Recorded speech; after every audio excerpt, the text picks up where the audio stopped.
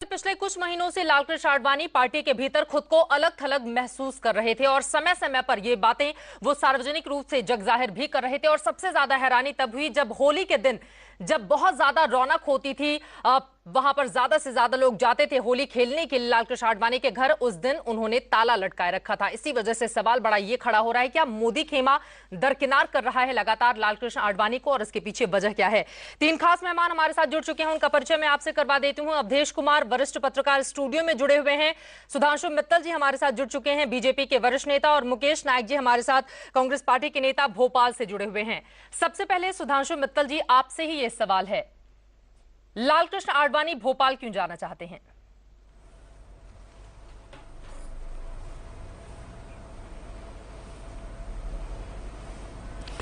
ऐसा अभी तक मैं आपने जो रिपोर्ट दिखाई बड़े गौर से देख रहा था जी, बड़ी गंभीरता से जानने की कोशिश कर रहा था कि आप जो जो कह रहे हैं उसके पीछे तथ्य क्या है।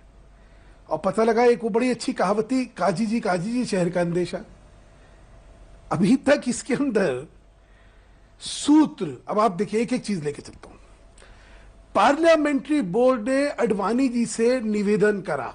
जी, पहली बात, हमारे इलेक्शन कमेटी होती है, पार्लियामेंट्री बोर्ड टिकटें नहीं बांटता है, ये फैसले इलेक्शन कमेटी लेती है। और इलेक्शन कमेटी, अच्छा एक और बतला दूं पहले, इससे पहले मैं इस चर्चा में आगे को, आडवाणी जी का जो कद भाजपा में है, उनकी सीट के बारे में फैसला आडवाणी जी करते हैं। उनकी सीट के बारे में किसी की इतनी अभी वो नहीं है कि वो कहेंगे आडवाणी जी हमें ये आपको सीट नहीं देंगे, ये देंगे। अब आप देखिए, जब अपनी पार्टी के वरिष्ठ नेता को आप दरकिनार कर देंगे तो उनके पास कुछ बचा ही नहीं। सुधांशु जी, सीधा सा सवाल, आप मुस्कुरा बहुत रहे हैं लेकिन इसके पीछे जो दर्द छिपा हुआ है उसको आसानी से समझा जा सकता है। सवाल आपसे यह है कि संसदीय बोर्ड की बैठक में आडवाणी आज नहीं पहुंचे, चुनाव समिति की बैठक चल रही है उसमें आडवाणी नहीं पहुंचे, इसका जवाब है क्या बीजेपी के पास? आखिर क्यों?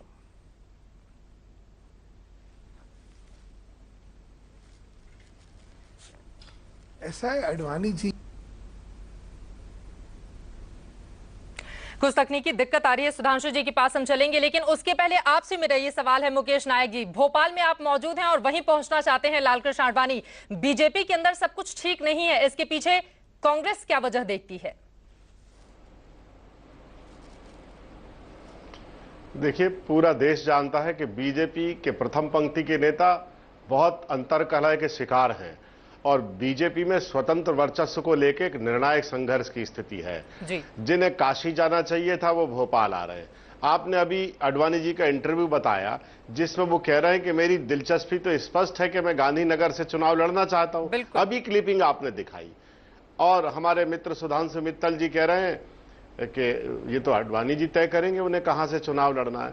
मैं उनसे ये पूछना चाहता हूं, पिछले दिनों जब प्राइम मिनिस्टरियल कैंडिडेट की बात उठी थी और आडवाणी जी ने अपने सारे पदों से इस्तीफा दे दिया था और जो गंभीर मुद्दे उन्होंने अपने पत्र में उठाए थे, भले उन्होंने इस्तीफा वापस ले लिए हो, लेकिन पत्र में जो पीड़ा थी, जो दुख था, जो विषाद था, वो वापस थोड़ी हो सकता। वो भी गलत है क्या?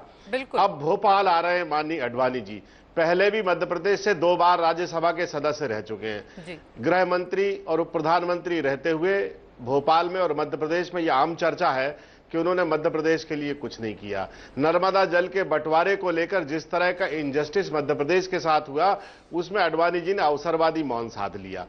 अब भोपाल में उनके लिए साधारण चुनौती नहीं है।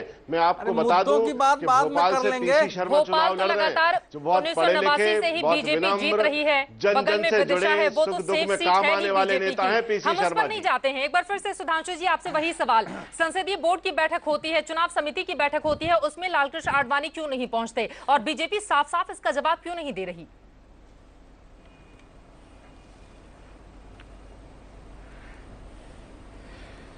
देखिए चित्रा जी, मैं तो अपने दफ्तर में बैठा हूं जी, तो इस समय वो क्यों नहीं आए इसका तो जवाब मैं दे नहीं पाऊंगा। तो इसलिए इसका जवाब मुझसे मांगे तो मैं शायद इसमें न्याय नहीं कर पाऊंगा। मैं तो 2-3 चीज आपको बताना चाहता हूं। जैसा मैंने पहले कहा कि आडवाणी जी जहां से लड़ना चाहेंगे ये उनका विशेष अधिकार होगा, वो जहां से लड़ेंगे वहां से पार्टी उनको लड़ाने वाली है, एक बात। दूसरी बात ये है, मुझे बड़ा हास्यप्रद लगता है जब मुकेश नायक जी ये सारी बातें कहते हैं। मुकेश जी, राजनीति के अंदर एक कुछ कुछ स्तर होते हैं, उनमें एक स्तर ये भी है कि किसी दूसरे राजनीतिक संगठन के आंतरिक मामलों में हम लोग टीपा टिप्पणी नहीं करते। कांग्रेस का आचरण, आंतरिक आचरण, उनमें किसके पास सत्ता है, किसके पास सत्ता नहीं है, कौन क्या करता है, ये आपका काम है। अब दिक्कत क्या हो गई, आपके पास काम ही नहीं बचा, क्योंकि जनता तो अब आपको जो है बिल्कुल नकार चुकी है। तो अब आप खाली हो गए, तो अब आप हमारी तरफ देख रहे हैं, भैया अपने घर संभाल लो, वही काफी है। हाँ, अवधेश जी बैठे हुए हैं, वो जब बोलेंगे तो उसके बारे में मैं जरूर कह दूंगा। वैसे उनकी टिप्पणियां जो होती है बहुत सटीक होती है। मैं उनसे सवाल कर लेती हूं कि आज थोड़ा रहम करेंगे। लेकिन सच ये भी है कि एक स्तर राजनीति में ये भी होता है कि जब बीजेपी के पितामह को दरकिनार कर दिया जाता है और लगातार उनकी अनदेखी की जाती है, जिसके बाद वो कोप भवन में चले जाते हैं अपने तमाम पद त्याग करके। इसका जवाब मैं आपसे जरूर लूंगी कि गोवा में जब बैठक चल रही थी उस दौरान लालकृष्ण आडवाणी वहां पर मौजूद क्यों नहीं थे, और 13 सितंबर 2013 का दिन जब प्रेस कॉन्फ्रेंस किया था बीजेपी ने ताकि नरेंद्र मोदी को प्रधानमंत्री पद का उम्मीदवार घोषित किया गया था और उस दिन पूरे शहर में जश्न का माहौल था। उस दिन भी कोप भवन में ही लालकृष्ण आडवाणी बैठे हुए थे, मौजूद नहीं थे बीजेपी मुख्यालय पर, मैं वहां पर मौजूद थी। लेकिन अवधेश जी, ये बात समझ में आती है क्या? मुस्कुराते हुए सुधांशु मित्तल जी लगातार अपने दर्द को छिपाने की वो कोशिश कर रहे हैं, लेकिन बार बार खुद का अपमान महसूस कर रहे हैं लालकृष्ण आडवाणी। और यही वजह है कि जब उनको ये लगा कि गांधीनगर में मेरे खिलाफ ही भीतरघात ना हो जाए, उसके बाद भोपाल जाने की उन्होंने इच्छा जता दी। देखो, मैं तो पहले सुधांशु जी के साहस का दाद देता हूं कि ऐसे विषय पर आके अपनी बात वो रख रहे हैं, क्योंकि जो कुछ भी है वो आईने की तरह साफ है। देखो, भीतरघात का या विश्वास के संकट का ये अर्थ नहीं है कि आडवाणी को भय था कि नरेंद्र मोदी उनको चुनाव हरा देंगे, ये नहीं होने वाला था। यहाँ जो विश्वास का संकट है या हरेन पाठक उनके सहयोगी बता रहा हूं ना, उनको टिकट नहीं दे रहे हैं नरेंद्र मोदी, इस तरह की खबर है। मालूम है ना, सारी खबर भी मालूम है। और जब इतना करीबी व्यक्ति को आप टिकट नहीं देंगे, उसके बाद तो उनको डर होगा ना कि मेरा जब कोई आदमी ही वहां पर मौजूद नहीं रहेगा तो फिर मैं बता रहा हूं, गांधीनगर पूरी बात सुन लोगे तुम्हारे। 4 दिन से हम लोग इसी में लगे हुए हैं, सुबह से भी बात हो रही है लोगों से, जगह जगह से फोन भी आ रहा है, कुछ हमने लिखा भी है फेसबुक पर। वो संकट नहीं था, समस्या ये थी कि पार्टी के जो सक्रिय, वरिष्ठतम सक्रिय नेता हैं, उनके प्रति पार्टी नेतृत्व का व्यवहार कैसा है, यह मूल विषय ये है। और वो जो आडवाणी जी का जो आज का स्टैंस है, उस व्यवहार का प्रतिफल है जिसमें हम 1 साल से लगातार शालीनता, सभ्यता और संवेदनशीलता का अभाव देखते रहे हैं। 301 सीटों की घोषणा हो गई जी, 5-5 बार पार्लियामेंट्री बोर्ड बैठ गई, लेकिन लालकृष्ण आडवाणी के नाम की घोषणा नहीं हुई। जबकि उन्होंने पहले क्या हुआ कि पहले कोशिश ये हुई कि उनको राज्यसभा में वो आए, ये संकेत दिया गया, स्पष्ट नहीं कहा गया। खबर बाहर ला दी गई, मीडिया तक में ये तो खबर उसके सामने बाद आ गई आडवाणी जी ने बयान दिया कि मैं तो लोकसभा चुनाव लड़ूंगा और गांधीनगर से लड़ूंगा। देखो, तकाजा जो कह रहे हैं सुधांशु जी, होना तो यही चाहिए कि आडवाणी जी जैसे वरिष्ठ नेता जहां से लड़ना चाहे वहां से वो लड़े, वही नहीं अगर किसी को कहीं से लड़ाना चाहते हैं इसकी भी छूट मिले। लेकिन पार्टी में जो इस समय का नेतृत्व है उसने वह स्थिति नहीं रहने दी है। आखिर 4 दिन पहले मध्य प्रदेश से प्रस्ताव क्यों आ गया कि आप मध्य प्रदेश से लड़िए?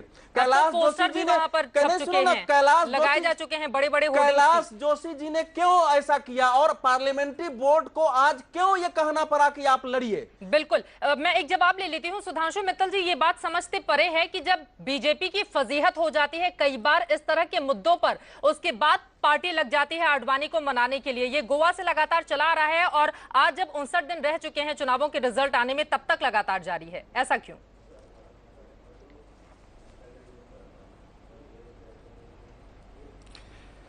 चित्रा जी, पहली बात तो यह है कि आडवाणी जी के नाम की अभी तक घोषणा क्यों नहीं हुई, यही कहा ना जी। तो मान्यवर, अभी तक गुजरात की किसी एक सीट की घोषणा हुई है क्या? आपकी बात बिल्कुल सही है, कोई आश्वासन तो देते। उसकी सीट की घोषणा तो आज जब गुजरात की लिस्ट क्लियर होगी तभी होती जी। एक करके मैं जवाब दे दूं जी जी, एक करके। दूसरी बात, अभी आपने कहा, दिखाया आपने कि आडवाणी जी कुछ दिन पहले कह रहे थे और आज आप ही कह रहे हैं कि वो कह रहे हैं भोपाल जा रहे हैं, है ना, यही कह रहे हैं। अच्छा, भीतरघात क्या 15 दिन में हो गया? अगर उनके विचार में वहां भीतरघात होना होता तो कृपा करके ये समझ लीजिए आडवाणी जी बहुत ही परिपक्व आदमी है, वो ये सब कुछ नहीं करने वाले थे। एक और मैं आपको बता देता हूं जी, कौन जरा कहां से चुनाव लड़ेगा, इसके पीछे एक रणनीति भी होती है। अब मैंने कल सुना कि भाई अगर नरेंद्र मोदी जी वाराणसी गए हैं और 2 सीटों से लड़ेंगे तो डर गए। अब नरेंद्र मोदी जी डर के 2 सीटों से लड़ने वाले हैं। हम नरेंद्र मोदी पर नहीं इतिहास जाते हैं, भाजपा हम का आ ये रहा है जाते कि हैं अटल लालकृष्ण जी भी 2 आडवाणी सीटों से पर, लड़े, चूंकि माना आडवाणी यही जी जा भी रहा 2 है सीटों से लड़े। और खुद और उसके लालकृष्ण पीछे- आडवाणी समय समय पर सुधांशु मित्तल जी नाराजगी जाहिर करते रहे हैं। बस 1 सेकंड आडवाणी जी का भी मैं कह दूं। जी चलिए मैं उसको आपकी बात को एक और कहता हूं। देखिए किसी भी संगठन के अंदर मत भिन्नता, मतभेद और मन भेद कैसी बातें कर रहे हैं अलग-अलग सुधांशु चीज़। मित्तल जी। बीजेपी जैसी पार्टी को जिसने मत खून पसीने भिन्नता का से सींच स्वागत कर है। यहां तक पहुंचाया हो, उसकी अगर मत मेरी विभिन्नता और बात तमाम तो चीजें सामने आए तो वास्तव में हैरानी होती है। इसका जवाब मैं मुकेश नायक जी से ले लेती हूँ। मुकेश नायक जी, लालकृष्ण आडवाणी को यही दिन देखना रह गया था क्या बीजेपी के अंदर? आप मेरी मैं आती हूँ आप सर मेरी आपके बात 1 सेकंड चित्रा जी पूरी कर लेने दीजिए। आती हूँ सुधांशु जी मैं आपके पास। आप सीधा जवाब नहीं दे रहे हैं ना। लालकृष्ण आडवाणी को यही दिन देखिए, देखना मैं- रह गया था क्या आज? चित्रा जी मैं ये कहना चाहता हूं जी कि बीजेपी के पहली पंक्ति के सारे नेता सुरक्षित सीट ढूंढ रहे हैं। राजनाथ सिंह जी सुरक्षित सीट ढूंढ रहे हैं, 4थी बार सीट बदल ली। मोदी जी अपने अंतिम समय में काशी जा रहे हैं मुक्ति के लिए। आडवाणी जी को भरोसा नहीं है कि गांधीनगर में वो सुरक्षित रहेंगे, वो भोपाल आ रहे हैं। इनकी सुषमा स्वराज जी 7-8 बार सीट बदल चुकी हैं। इनके पूरे नेता अगर एक एक करके मैं नाम गिनाऊं तो 2-3 दिन डिबेट करने में लगेंगे कि भोपाल से जगन्नाथ जोशी कब लड़े थे, विदिशा से गोयनका कब लड़े थे, सुषमा स्वराज विदिशा क्यों आ गई, 3 चुनाव करनाल से लड़ी, दिल्ली से लड़ी, बेल्लारी से लड़ी, अब आ गई विदिशा। यानी 4 बार वर्मा जी भोपाल से सांसद रहे, 2 बार कैलाश जोशी जी सांसद रहे। इन्होंने जनता की तरफ कभी पीछे मुड़ के नहीं देखा। देखिए हम कभी वहां पर देखा नहीं नहीं जाना कि यहाँ चाहते। के लोगों मुकेश के जी, सुख हमारा दुख सीधा सा और सवाल मैदानी कोई ना संवाद है ना कनेक्टिविटी है। जी, गांधीनगर से दरअसल वो भी दिक्कत नहीं है क्योंकि 26 सीटें हैं गुजरात में और गांधीनगर तो बीजेपी के लिहाज से कम सुरक्षित सीट रही है। 1991 से अगर सिर्फ हम 96 को छोड़ दें तो लालकृष्ण आडवाणी लगातार वहां से लड़ते रहे हैं। लेकिन यहाँ पर अवधेश जी आपको मैं बीच में लाना चाहूंगी। आडवाणी जी 2 बार मध्य प्रदेश से राज्यसभा के सदस्य रहे हैं। जी बिल्कुल, लेकिन मैं लोकसभा की बात कर रही थी क्योंकि सिर्फ 96 हम छोड़ दें जब अटल जी ने वहां से चुनाव लड़ा था, लगातार आडवाणी जी ही गांधीनगर से लड़ते हुए चले आ रहे हैं। लेकिन अवधेश जी, कांग्रेस में भी हमने सीताराम केसरी को मार के ऑफिस से भगाते हुए देखा है। 25 साल से हम लोग कांग्रेस बीजेपी देख रहे हैं। मुकेश जी में रहे थे। सुधांशु जी देखिए, मेरी दृष्टि में चित्रा जो है ना, ये भारतीय राजनीति की डराने वाली घटना है। मेरे जैसा व्यक्ति अगर बिल्कुल तटस्थ होकर मूल्यांकन करता है तो मेरे अंदर एक डर पैदा हो रहा है कि हमारी पूरी राजनीति कहां जा रही है। लालकृष्ण आडवाणी जैसे, सुधांशु जी ये तर्क ठीक है, हमने भी आज यही लिखा है कि यह प्रश्न उठाया जा सकता है जब गुजरात की प्रदेश संसदीय बोर्ड ही नहीं बैठी, किसी का निर्णय नहीं हुआ, तो आडवाणी की चर्चा क्यों? आडवाणी की चर्चा इसलिए कि अगर आडवाणी ने इच्छा व्यक्त कर दी तो अध्यक्ष को और प्रधानमंत्री के उम्मीदवार को यह कम से कम प्रतिक्रिया देनी चाहिए थी कि आडवाणी हमारे अभिभावक है, जहां से लड़ना चाहे वहां से स्वागत है, फैसला संसदीय बोर्ड करेगी। किसी ने कुछ नहीं बोला है। तो ये मैं कह रहा हूं कि जिस प्रकार का व्यवहार पार्टी के सक्रिय वरिष्ठतम नेता के साथ हो रहा है, उसके जो संदेश और संकेत जा रहे हैं, वो स्वयं आने वाली पीढ़ी को भारतीय जनता पार्टी क्या देके जा रही है। अटल और आडवाणी ने अच्छा या बुरा एक पार्टी आपको थमाया कि उसके आधार पर आप खड़े हैं, आप क्या देके जा रहे हैं। और इसके संकेत दूसरी पार्टियों के लिए भी है कि राजनीति में अगर लोग डरने लगेगा, क्योंकि आडवाणी के बहुत विचारों से मेरी असहमति रही है, लेकिन भारतीय राजनीति में वो ऐसे व्यक्तित्व हैं जिसने कभी अपने परिवार को बढ़ावा नहीं दिया, जिस व्यक्ति ने कोई धन नहीं बनाया, जिसने अपने इर्द गिर्द चमचों की फौज नहीं खड़ा की। अगर आज वो सब होते तो जो लोग आज उनको गांधीनगर से रोकने के लिए खड़े थे, वो सब उनके दरबार पर जो है ना टिकट के लिए लाइन लगाए होते। तो समस्या यहां है कि जो व्यक्ति सिद्धांतों के आधार पर, आदर्श के आधार पर पार्टी को खड़ा करता है, उसके साथ ऐसी नौबत क्यों आ रही इसका है? जवाब ये बड़ा व्यापक प्रश्न है। और सुधांशु जी, मैं जानता हूं कि इसका उत्तर नहीं दे पाएंगे, हालांकि देंगे तब भी उनको समस्या नहीं होने वाली। उनकी टिकट तो काट दी गई है, अब 5 साल बाद ही उनका कोई नंबर आने वाला है। इनकी तो कोई हम लोग तो चाह रहे थे कि इस बार उनका चुनाव प्रचार में जाए या सहयोग करे, आए तो हम पार्टी के एक उम्मीदवार के तौर पर बात करें, वो तो हुआ ही नहीं। और इनकी पीड़ा ही अकेले नहीं है, अब देखो ना पूरे उत्तर प्रदेश में, बिहार में किस ढंग से जिले जिले में विद्रोह हो रहा है। तो हो क्या रहा है इस पार्टी में? सुधांशु जी की पीड़ा को आप जाहिर कर रहे हैं, लेकिन सुधांशु जी एक बार फिर से उसी मुद्दे पर हम आते हैं। लालकृष्ण आडवाणी के साथ ऐसा किया क्यों जा रहा है?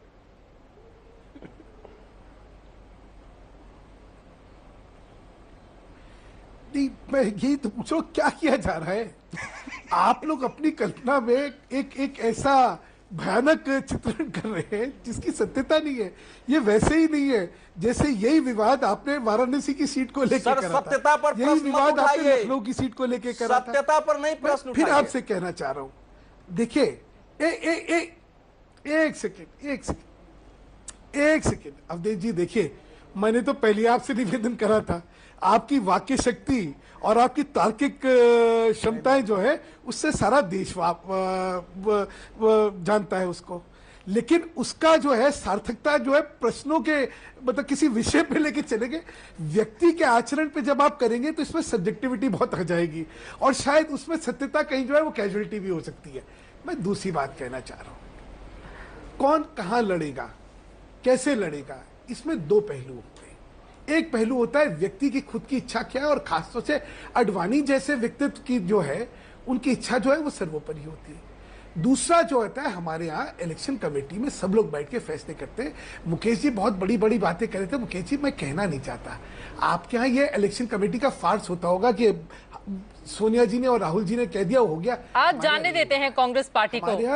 सुधांशु जी आज लालकृष्ण आडवाणी पर ही रुकते हैं क्योंकि मूल्यांकनों में फर्क होता है। सवाल ये है तो भोपाल उन्हें जाने दीजिए। अगर उनकी इच्छा है भोपाल से लड़ने की तो वहीं से लड़ने दीजिए। फिर बार बार फोन करके उन्हें मनाया क्यों जा रहा है? लड़ेंगे तो अब वहीं से, भोपाल से ही। ये मान लो अब वो गांधीनगर जाने वाले नहीं। अगर अडवाणी, सुनिए, अडवाणी जी जहां से, सुनिए ना, अडवाणी जी जहां से लड़ना चाहेंगे वो वहीं से लड़ेंगे। इसलिए उस चीज के बारे में कयास लगाना और उसके अर्थ निकालने का मुझे लगता है ये प्रीमेच्योर है। चलिए, हमने मान लिया कि वो भोपाल से लड़ने जा रहे हैं और गांधीनगर की सीट को छोड़ रहे हैं, लेकिन सुधांशु जी चर्चा करेंगे तो उसमें कई सार्थकता निकले। इस बात का जवाब बीजेपी कैसे देगी कि गुजरात, जो कि गढ़ है नरेंद्र मोदी का, 26 में से ज्यादा सीटें बीजेपी जीत कर लाएगी, इस तरह के दावे किए जा रहे हैं। वहां से अगर बीजेपी का पितामह लालकृष्ण आडवाणी गांधीनगर छोड़कर दूसरी जगह जाता है तो इसका जवाब नरेंद्र मोदी के साथ ही बीजेपी के आला नेता दे पाएंगे क्या? कि ऐसा क्यों कर रहे हैं आडवाणी और इसके पीछे वजह क्या है? और चुनाव में अब एक मुद्दा बन गया ये। मैं बतलाता हूं, अभी चुनाव में नहीं बनाए। हाँ, चर्चा का मुद्दा आप लोग जरूर बनाएंगे, लेकिन एक और चीज समझ लीजिए, जैसे यूपी में देखिए दो बड़े नेता हमने उतारे जी, हमने मोदी जी को उतारा है, हमने राजनाथ जी को उतारा है। वैसे ही मध्य प्रदेश बड़ा अहम स्टेट है, 29 सीटें हैं, वहां पे अभी 16 सीटें हमारे पास है। वहां पे जीत की संभावना है 26-27 सीटों की। तो बड़े दो नेता वहां उतारे जा रहे हैं। बड़े दो नेता कौन से? खुद जो प्रधानमंत्री सुषमा स्वराज, लालकृष्ण आडवाणी। गुजरात की जनता अपने प्रदेश के नाम लेकर बताइए। एक सेकंड, दो बड़े नेता कौन से? विदिशा से तो सुषमा स्वराज और लालकृष्ण आडवाणी। मतलब ये तय है कि भोपाल से लालकृष्ण आडवाणी, तो गांधीनगर से कौन होगा ये भी अब बता दीजिए। हमारे दो बड़े नेता है, सुषमा स्वराज और लालकृष्ण आडवाणी जी।